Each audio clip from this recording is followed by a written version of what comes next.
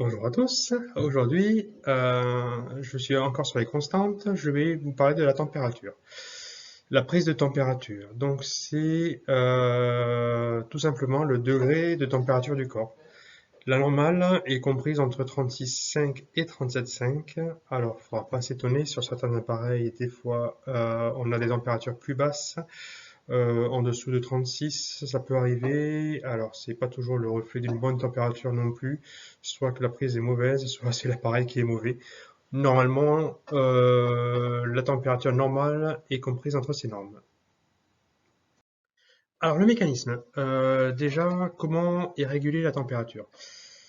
Là, leur petit organe qui sert à réguler la température, c'est l'hypothalamus, qui est quelque part là-dedans, dans le cerveau, à la base du cerveau. Donc en fait, c'est un petit organe qui, entre autres, gère la température. Après, partout sur le corps, nous avons tous des capteurs de la température, des capteurs thermiques qui analysent en permanence la température et la comparent à la température consigne. La température consigne, c'est le thermostat en fait, qui est régulé au niveau de l'hypothalamus. C'est lui qui dit ou pas s'il faut augmenter ou baisser le chauffage, concrètement. Donc c'est cet hypothalamus qui assure l'équilibre thermique, ou ce qu'on appelle aussi l'homéothermie, et entre la chaleur produite par le corps et la chaleur perdue. Alors si la chaleur du corps est trop importante par rapport à la valeur consigne, il va falloir donc du coup baisser cette température. Le corps va réagir de différentes façons. D'abord, il va y avoir ce qu'on appelle une vasodilatation. Il y a on va faire comme ça. Ah. Là, le calibre des veines, il est comme ça. De base, vasodilatation, ça veut dire que les veines vont grossir en fait de calibre. Le but est d'avoir une surface d'échange plus importante et donc du coup de pouvoir dissiper la température de façon plus importante. Concrètement, les gens vont devenir tout rouges. C'est quand on voit qu'une personne rougit ou autre, certainement que, bon, mis à part là, quand il rougit parce qu'il est un petit peu ému ou autre, non, c'est juste qu'en fait, il va dissiper de la chaleur en fait par la vasodilatation, la dilatation du calibre des artères. Ensuite, on va transpirer. Et la transpiration, en fait, c'est vraiment le but de faire baisser la température. En fait, quand on a de l'humidité qui apparaît sur l'avant-bras, par exemple, en s'évaporant, en fait, ça va apporter un peu de fraîcheur. Pareil, quand on transpire ou quand on sort du bain, par exemple, on est un peu mouillé. Pour peu qu'on ait un petit courant d'air ou qu'il y ait un petit ventilateur qui arrive, on va ressentir en fait cette fraîcheur qui va arriver. Donc, ça va permettre de baisser la température. Ensuite, par contre, si la température est trop basse, alors, au contraire, le calibre des vaisseaux va diminuer, va se resserrer. Le but est d'éviter les pertes de chaleur. Donc là, ça va être pareil. Les gens qui sortent, qui ont froid ou autre, vont avoir les mains un petit peu bleues, parce que du coup, hop, le sang est rapatrié un petit peu vers le centre du corps. Et ensuite, on va frissonner. Le frisson, en fait, c'est tous les muscles, enfin tous, des muscles en fait qui vont s'actionner et en s'activant, en fait, ils produisent, se contractant, ils produisent de la chaleur. Donc du coup, le but, voilà, est d'éviter de perdre de la chaleur et d'en créer par le mouvement. Alors, la température est prise avec différents thermomètres, types de thermomètres. Alors, il y en a un petit peu pour tous les goûts, on va dire. Il y a le thermomètre classique, c'est-à-dire le thermomètre électronique, hein, celui-ci qu'on connaît tous. C'est une prise de température, on peut la prendre par voie rectale. Alors, l'avantage de la voie rectale, c'est que c'est la température qui sera le plus fidèle à la température centrale. Alors, ce qu'on appelle la température centrale, c'est la température à l'intérieur du corps, on va dire. Voilà, parce que nous, on prend toujours la température de façon périphérique, donc du coup, qui sera peut-être un peu moins précise par rapport à la température du corps. Donc voilà, là c'est vraiment la température interne. Donc la température rectale sera la meilleure, la plus représentative. Ensuite, on a la voie axillaire, donc du coup, c'est sous l'aisselle. Ici, on met le thermomètre sous le bras. Ou inguinale, donc pareil, au niveau du pli de laine, qui est relativement fiable. Après, on peut avoir des difficultés chez les personnes assez maigres quand on a un pli au niveau de l'aisselle qui est très très creusé. Ça peut du coup être un petit peu flottant, on va dire. On n'a pas le thermomètre qui est bien contre la peau. Et au final, la température peut ne pas être très représentative. Alors là, bien souvent, moi je le prends au niveau de l'aine, là où on a un peu plus de facilité. Après, il faut pas hésiter quand on met le thermomètre, c'est pas juste le poser comme ça, il faut vraiment et quitte presque à le rentrer dans les selles contre la peau en fait, hein, la petite électrode qui est ici là. Voilà. Ensuite, il y a le thermomètre tympanique. Donc du coup, c'est celui-ci là où on le rentre hop, dans l'oreille. Ok, donc ça c'est assez représentatif, assez fidèle à la température centrale. Et alors, est-ce que je peux retirer ma petite caméra? Je ne sais pas si ça a marché. Là, ici, on a le thermomètre frontal, donc qui est sans contact. Et ça, ben, en fonction des modèles qu'on a, le prix qu'on y a mis, voilà, ça peut être très fiable ou ça peut être un petit peu du n'importe quoi. On va se retrouver avec une température qui va être complètement des fois faussée et voilà, on peut s'inquiéter pour rien, c'est des fois un peu compliqué. Alors c'est compliqué aussi parce que les gens souvent l'ont acheté assez cher et c'est un peu difficile de leur dire que leur produit c'est pas terrible. Voilà. Alors les facteurs qui modifient le résultat. Alors le rythme circadien c'est le rythme jour-nuit en fait. Donc du coup on aura une température normalement qui sera plus basse le matin au réveil et plus haute le soir au coucher. Ça se joue à 0,5 degrés en moyenne. Voilà, c'est comme ça, c'est lié au rythme du jour. Ensuite, il y a les hormones pour vous les dames. Le cycle menstruel va aussi pouvoir modifier le résultat. Vous aurez une température plus importante au moment de l'ovulation. L'état émotionnel peut aussi contribuer à une modification de la température. En général, ça augmente en période de stress ou quand on est en pleurs ou en colère.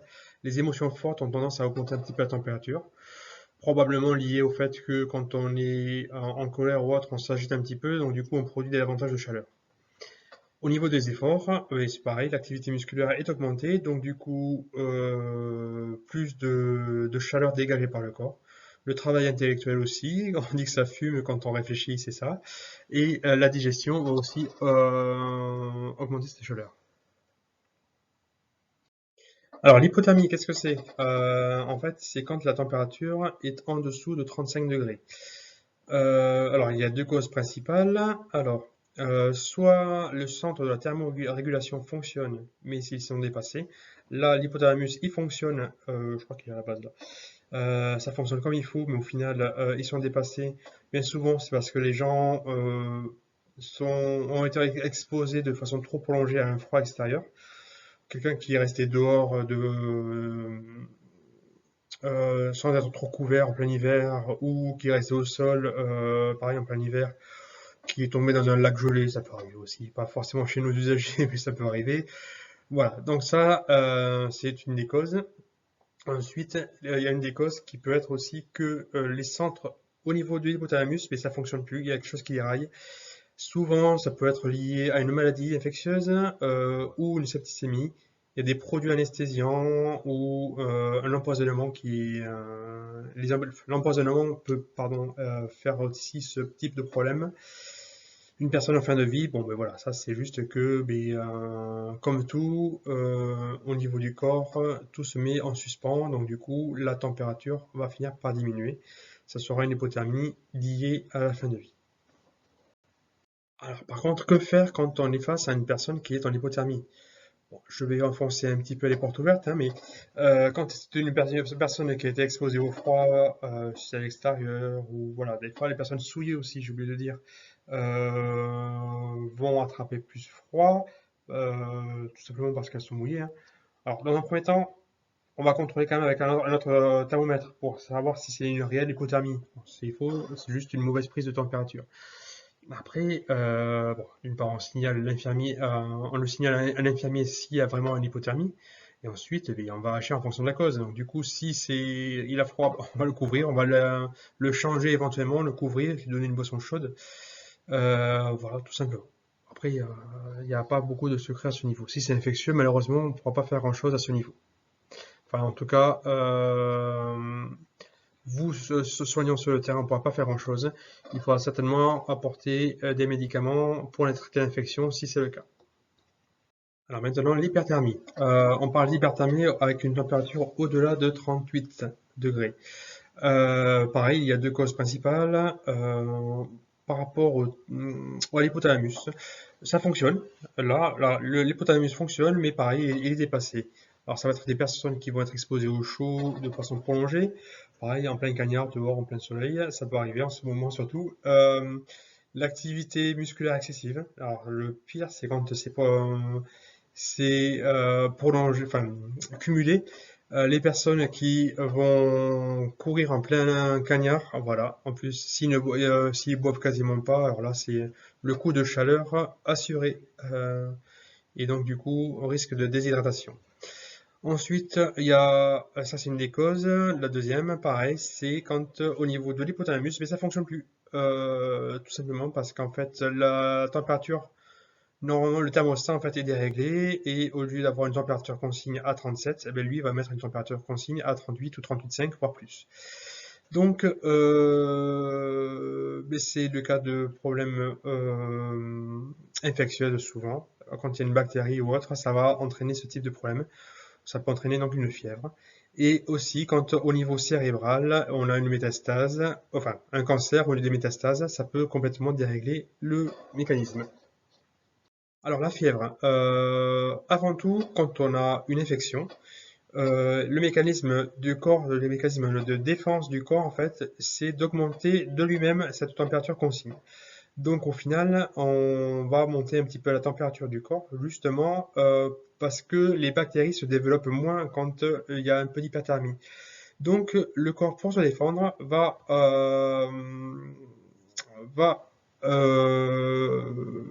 provoquer cette fièvre. Alors, il faut faire attention, donc du coup, savoir respecter quand même dans un premier temps cette fièvre, surtout si elle n'est pas trop élevée, si elle ne dure pas trop longtemps et si elle n'est pas trop inconfortable. Sinon, il faudra traiter. Après, cela n'empêche qu'on peut essayer quand même de réagir de mettre des choses en place face à une fièvre importante, désagréable, inconfortable. Donc du coup, on va quand même, bon, dans un premier temps, bien sûr, on va prévenir l'infirmier qui, de son côté, va prévenir le médecin si besoin. Ensuite, on va découvrir la personne. Le tout, c'est essayer de rapporter de la chaleur en plus que ce que le corps est en train de créer. C'est bien souvent, alors, vu que le thermostat est déréglé, le corps, en fait, on va avoir l'impression d'avoir froid parce que le corps n'est pas aussi chaud que la température consigne. Pour lui, il faut monter à 38,5, mais on est à 37,5 ou 38. On a l'impression qu'on est déjà bien suffisamment chaud, mais le corps lui dit non, il faut augmenter encore. Donc du coup, vu qu'il faut augmenter encore, il va augmenter les frissons et il va demander à ce qu'on se couvre. C'est pour ça que les personnes qui ont de la fièvre disent toujours j'ai froid, j'ai froid. C'est parce qu'en fait, du coup, il faut, au niveau de l'hypothalamus, on n'est pas encore à la température consigne, donc du coup, on a froid et on va mettre tout ce qu'il faut pour se couvrir. Donc, on va souvent se heurter un petit peu au refus des personnes de se découvrir. Mais nous, concrètement, en tant que soignants, il va falloir découvrir la personne pour justement éviter que la température ne monte de trop. Donc bon, voilà, c'est déjà nous comprendre un petit peu le mécanisme pour pouvoir expliquer après à la personne comment ça fonctionne. Donc on découvre. Ensuite, on va aérer la pièce. Pareil, on va éviter des pièces surchauffées. On va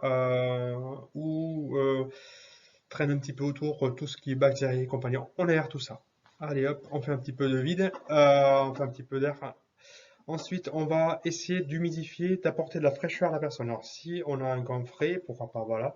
Comme je disais tout à l'heure, quand on transpire, l'évaporation de l'eau va, enfin, de la transpiration, va apporter de la fraîcheur.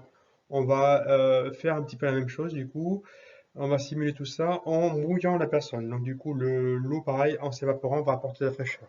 Le brumisateur peut être intéressant aussi, pour le même mécanisme. Le ventilateur est très bien. Bon, l'été surtout, on évite quand même d'apporter de l'air frais en hiver.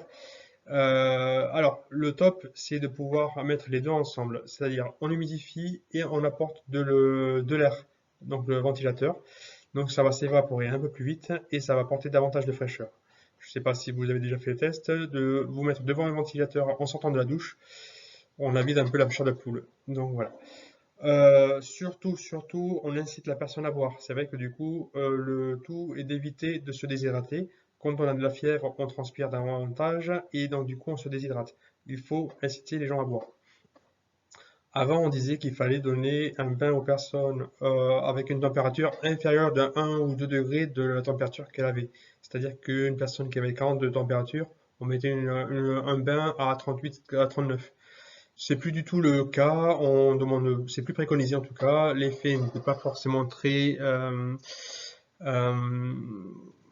euh, très effectif, donc du coup voilà, on annule tout ça et on va plutôt mettre les mesures que j'ai dit juste avant. En cas de température élevée aussi, d'inconfort lié à cette température, on peut utiliser ce qu'on appelle des vessies de glace ou des petits pains de glace, vous savez, les poches souples de glace bleu là, qu'on peut mettre au congélateur. C'est très bien. On les enroule dans un torchon ou dans une unité d'oreiller. On les place hop, sous l'aisselle. Pourquoi au niveau de l'aisselle? Parce qu'en fait, là, il y a les grosses artères qui passent. Et donc, du coup, la fraîcheur va être diffusée de façon beaucoup plus efficace. On peut les mettre aussi au niveau de l'aine. Bon, ça peut être aussi efficace aussi par rapport aux grosses artères fémorales. Et voilà, par contre, il faut bien faire attention de bien l'emballer dans un linge parce qu'il y a vraiment un gros risque de brûlure par le froid. Voilà, donc créer une plaie ou à cause de ça. Donc il faut vraiment faire attention. Voilà, en gros, ce que je pouvais dire sur la température.